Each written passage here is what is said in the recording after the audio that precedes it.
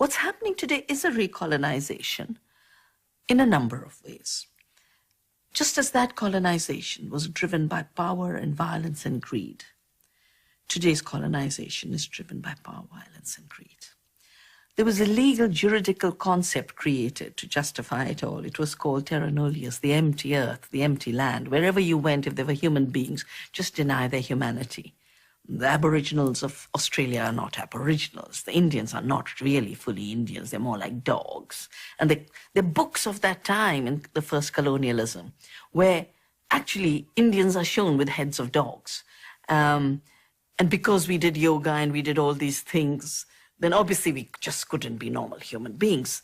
There was something very twisted about us.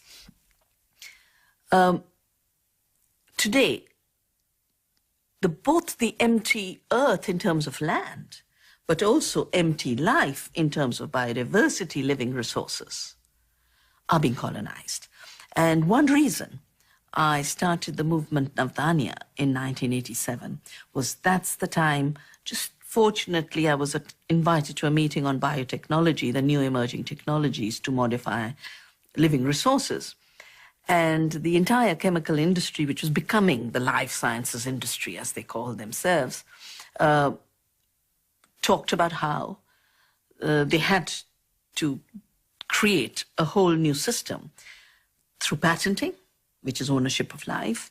And to do that, they had to do genetic engineering to claim they're now inventors and creators of new life. And third, they had to remove any restriction in terms of markets, investment, laws. And they had shaped then what was called the Uruguay Round of GATT, which became the World Trade Organization. They wrote the laws. As they've said, we were the patient, the diagnostician, and physician all in one. We defined a problem, and their problem was that farmers were saving seed. Now, to me, having spent my life in childhood with biodiversity, with my parents, my early youth as a student with CHIPCO, defending biodiversity, to later in life be told this biodiversity is our property, was such an obscene idea, such a violent idea. That's when I decided this is what I was going to defend, life in its diversity, by whatever means I could seek inspiration from. I said there's only two ways that you can claim to own life: either steal from nature and deny nature's creativity, or steal from cultures that have evolved and come to know that there are trees like the neem, the Azadirachta indica, which are tremendous for controlling pests, or the seeds that the farmers have evolved. India used to have 200,000 rice varieties. And we named this process of appropriation and new colonization biopiracy. We knew this would happen, but it actually started to happen. 1994 was the first biopiracy patent I came across. In 1984, I'd started a campaign called No More Bhopal's Plant a Neem, because in India, in a city called Bhopal, we'd had a leak from a pesticide plant owned by Union Carbide on 2nd of December. And that night, the gas leak killed 3,000 people, and the toxic damage has killed 30,000 people. And I said, but we don't need these killer weapons in agriculture when we have things like neem to control pests without any damage. 10 years later, I find a company called Grace has taken a patent, along with the US Department of Agriculture, to say we are the inventors of neem. I said, was my grandmother sleeping?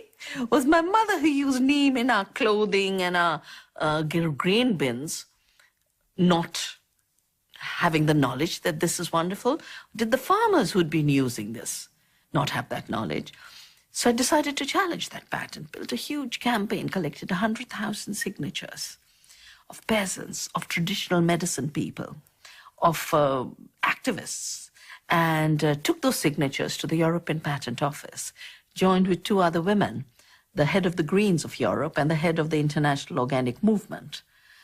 And we challenged the biggest superpower and one of the biggest chemical companies. It took us 11 years, but we won that case. And then we had in 98 the case of the patenting of basmati. Now, basmati means the queen of aroma.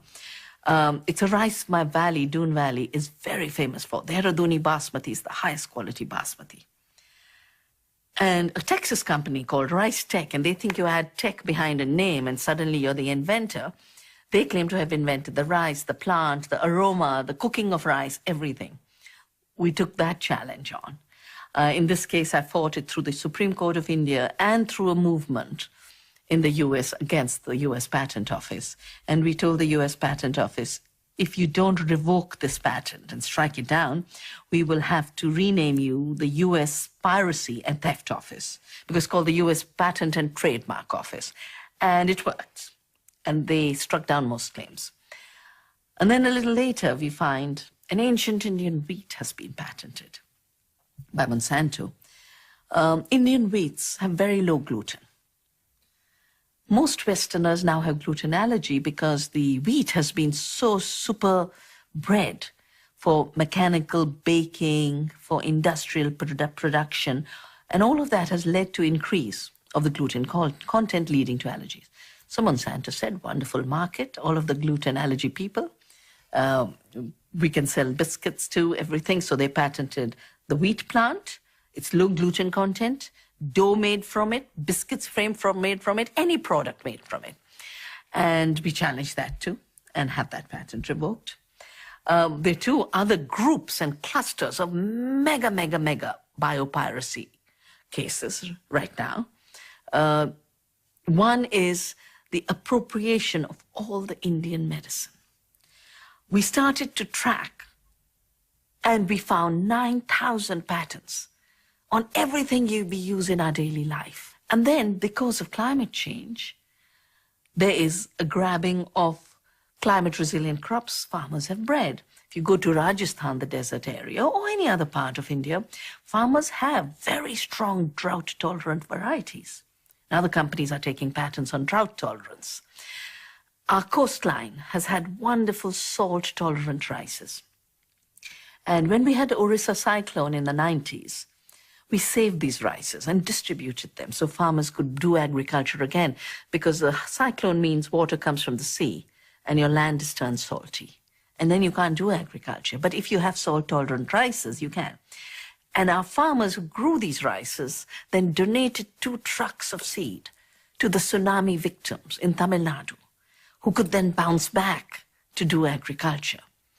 And now the companies are claiming we have invented salt tolerance. We have beautiful rices that grow 18 feet tall in the floodwaters of the Ganges. And flood tolerance is another thing they're patenting. So climate resilience, they claim, is their invention, and as if they're doing it through genetic engineering, they're doing it just through piracy. And that has been an old way of colonization.